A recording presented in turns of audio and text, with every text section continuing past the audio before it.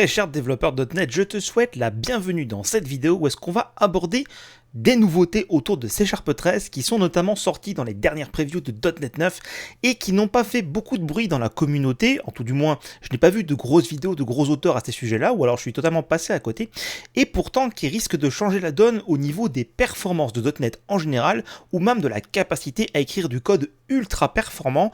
On va parler de ref, plus précisément de RefStruct, avec les méthodes asynchrones. Bref, je vais t'en parler dans cette vidéo. Avant toute chose, si tu aimes ce que je fais et que tu veux soutenir mon travail, n'hésite pas à lâcher ton pouce bleu vers le haut sous la vidéo. Tu peux également t'abonner à ma chaîne, avec ou sans notification. Si tu veux plus de contenu autour de Techno.net, tu peux devenir membre premium de ma chaîne. Tu as un bouton sous la vidéo rejoindre ou quelque chose comme ça, qui te permettra, à base d'une contribution mensuelle, d'avoir accès à mes vidéos privées, dans lesquelles je parle notamment de ce qu'on va voir ici, RefStruct et Span en l'occurrence, mais bien d'autres choses. Et si tu veux plus de contenu professionnel autour des Techno.net, tu peux te rendre sur ma plateforme htlearning.com, tu as le lien dans la description sous la vidéo où tu trouveras tout mon catalogue de formation en VOD. Et d'avant, je te remercie de ton soutien. C'est une nouveauté du langage de .NET, plus précisément de .NET 9. Alors, c'est dans la rubrique C# 13, je ne sais pas pourquoi, parce que ce n'est pas forcément lié à C# en tant que tel, vu que les mots-clés dont on parle ici existent déjà depuis très longtemps, et pour ceux-ci, ils ont été introduits en C# 7 quelque chose, notamment pour le RefStruct, mais dans l'idée, ça a été mis ici par Microsoft dans la doc autour de C# 13, on va parler de ref dans les méthodes async. Alors, qu'est-ce que ça veut dire? Eh bien, ici, j'ai créé une application console tout à fait classique. Je vais créer une petite classe rapide. Donc, dans cette classe, ce que je vais faire, c'est que je vais créer une méthode async. Alors, les méthodes asynchrones, en fait, async, le mot-clé que tu vois ici, c'est un sucre syntaxique, je ne vais pas rentrer dans le détail parce que cette vidéo présuppose que tu aies déjà un bon niveau à C# pour comprendre ce que je vais dire. Donc si tu ne sais pas que async est un sucre syntaxique qui génère une state machine et que tu ne sais pas ce que c'est ref et ainsi de suite, je t'invite avant toute chose d'abord d'aller mettre à jour ton niveau en C# avant de continuer parce que tu vas être complètement perdu. En fait, async, ça va simplement dire au compilateur, le contexte d'exécution de cette méthode doit être asynchrone. Donc s'il te plaît, chaque fois que tu vas rencontrer le mot-clé await dans cette méthode, va exécuter ça en arrière-plan et reprend quand tu as terminé. Ça présuppose forcément qu'on est capable de sauvegarder ce qu'on avait fait juste avant pour le restaurer après le await. Pour faire simple, ici par exemple, si j'ai un i qui est égal à 0, que je fais un await de task.delay de 100 millisecondes par exemple, et que je fais i++, eh bien il faut très clairement que le compilateur puisse sauvegarder ici le fait que j'ai une variable de type entier i qui est égale à 0, pour que après mon await, donc ici c'est une attente, ça ne fait rien de particulier, mais après le mot-clé await, je puisse aller faire quelque chose avec cette variable, l'incrémenter.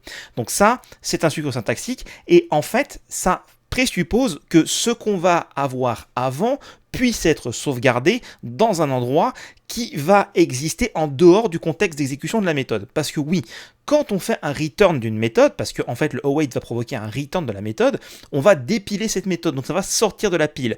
Ce qui veut concrètement dire que les éléments qui sont là-dedans doivent être sauvegardés ailleurs, typiquement sur le tas manager, géré par le garbage collector, pour pouvoir récupérer ces valeurs.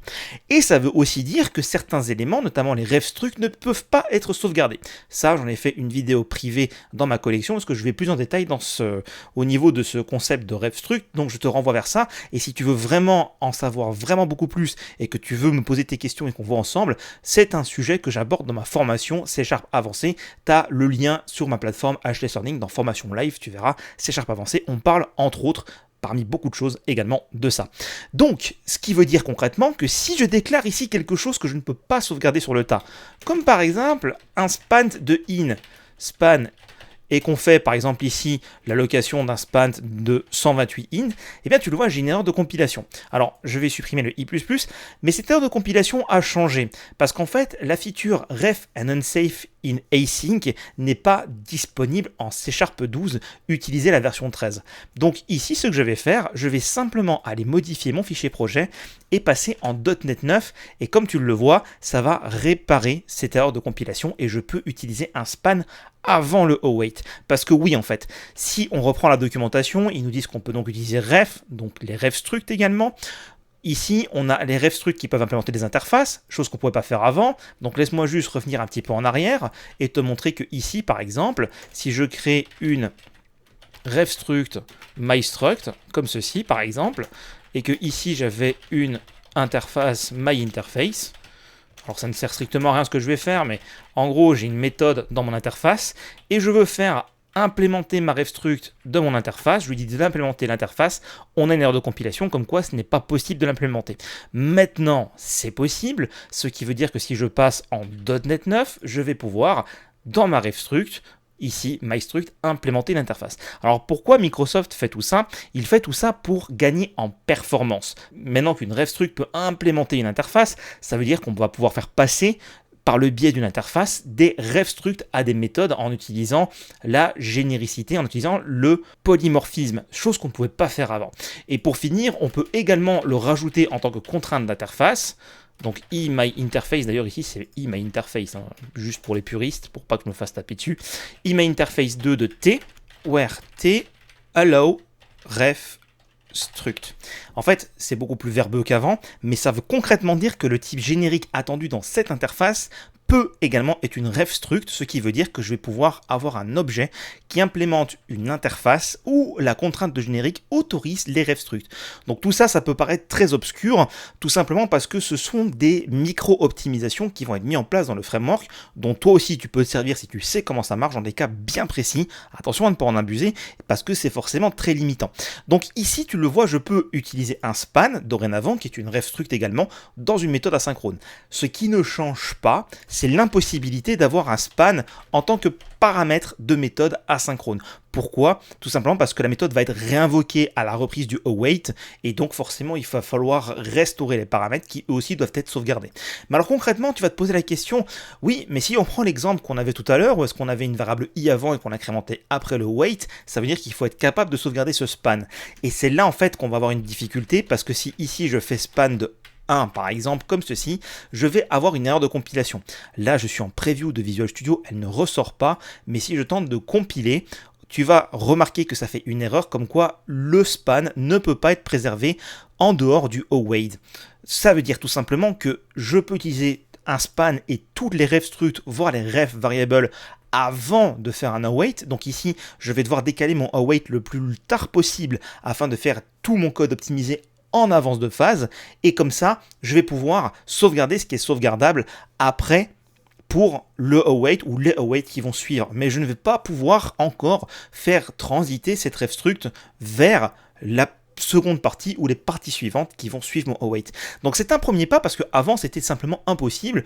Par souci de sécurité, ils ont simplement interdit d'utiliser les spans avant le await, mais au final, si on regarde la state machine d'une méthode asynchrone, c'est une méthode void comme les autres, et le code qu'il y a avant un await est exécuté sur le tas dans une suite logique, et donc rien n'interdit à ce moment bien précis du code d'utiliser des ref structs. C'est juste impossible de les faire transiter après. Et bien entendu, ça permet également d'utiliser des ref variables. Je vais prendre une autre classe ici. Imaginons que dans cette classe, j'ai un tableau d'entiers. Alors, c'est un exemple tout à fait farfelu, mais un tableau avec 3 entiers, et que je souhaite faire en sorte que, pour qu'on puisse travailler depuis l'extérieur avec ce tableau, rendre accessible le second élément. C'est-à-dire que, sans avoir besoin d'exposer mon tableau, j'ai envie que quelqu'un depuis l'extérieur puisse aller modifier cet espace mémoire du second élément de mon tableau. Alors, ce sont des cas extrêmement rares et extrêmement pointus, et j'ai vu une équipe l'utiliser quand ils ont travaillé avec des buffers vidéo, quand ils ont appris tout ça, les spans, les refs et tout ça, ils avaient des étoiles dans les yeux. Donc c'est des cas très rares, mais ça peut être utile de le savoir. Ici, je vais mettre une méthode qui renvoie à un ref int, donc get second int par exemple, qui va retourner le ref data de 1. En bref, je dis retourne-moi la référence, la zone mémoire, qui est occupée par cet élément bien précis de mon tableau. Ce qui veut dire que concrètement, si ici j'ai une instance de classe 2, je vais pouvoir faire un ref var x est égal à ref de c.getSecondInt, donc donne-moi la référence vers la zone mémoire qui pointait vers là, et si je mets par exemple x est égal à 42, ça veut dire que sur cette instance de cette classe-là, le tableau qui est ici vaut maintenant 42. Donc encore une fois, il faut faire attention quand on expose ça, c'est vraiment pour des points très précis de performance, ce n'est pas à utiliser à toutes les sauces. Mais par contre, concrètement, là ici, du coup, je l'utilise après le await. Si je tente de compiler, on peut voir que ça compile, parce que j'utilise ça dans un cadre qui va être contigu, et je ne vais pas pouvoir le sauvegarder pour passer d'un contexte à l'autre. Par contre, si ici je fais ça avant comme ceci, et que là j'essaye de l'affecter à cet endroit-là, on peut voir que j'ai une erreur comme quoi la variable ref locale ne peut pas être préservée. Donc en fait, ce qu'il va falloir maintenant commencer à bien comprendre quand on va faire du code asynchrone, on a vraiment des énormes possibilités d'optimisation dans les blocs, entre les blocs await qu'on va avoir. Parce que oui, un bloc await, c'est grosso modo comme une petite méthode à part entière. On peut rendre ça très explicite, mais en bref, ça, ce sera l'équivalent de l'évaluation d'une méthode, et ça, l'équivalent de l'évaluation d'une seconde méthode qui sera passée après ça. Et donc, typiquement, si tu fais un appel à une ressource HTTP et que tu récupères un contenu après le wait, tu vas tout à fait pouvoir utiliser les spans, les refs et tout ce beau monde après pour traiter ce contenu HTTP et éventuellement faire quelque chose avec qui sera également asynchrone, mais tu ne pourras pas le faire passer de l'autre côté de la barrière. Pourquoi Microsoft fait ça? C'est simplement parce qu'on va avoir des gros gains de performance sur les fonctions du framework, parce que maintenant on va avoir énormément de possibilités de propager ce ref-struct, et je pense également que c'est là pour l'AOT, Compilation Ahead of Time, donc en avance de phase, afin de faire des super optimisations en termes de performance. Donc .NET 9 est certes une version intermédiaire qui est STS, Short Term Support, ce qui veut dire qu'elle sera supportée pour 1 an et demi, mais ça prépare le chemin pour .NET 10 qui va être une excellente version. J'ai envie de dire presque comme à chaque fois, les nouvelles versions de .NET à chaque fois sont toujours meilleures que les autres. Chaque fois qu'ils en sortent une, je me dis comment ils feront pour faire une suivante qui va être aussi meilleure, voire à la limite aussi bien que celle-là. Eh bien, ils arrivent tout le temps à trouver des trucs et à améliorer le code. Donc là, moi, je trouve ça super sympa parce que maintenant, toute la puissance des refstructs pourra être utilisée dans les méthodes asynchrones entre les blocs await pour avoir le maximum de puissance et de flexibilité en termes d'optimisation par rapport à la gestion de la mémoire. Il n'y a plus qu'une chose à dire, vivement que .NET 9 soit stable, parce qu'au moment du tournage de cette vidéo, on va bientôt avoir la RC1, donc on a encore à 2 versions de la version stable, il n'y a plus qu'à patienter. J'espère que cette vidéo t'a plu, dans tous les cas, je te dis à très vite pour une prochaine vidéo autour de techno.net.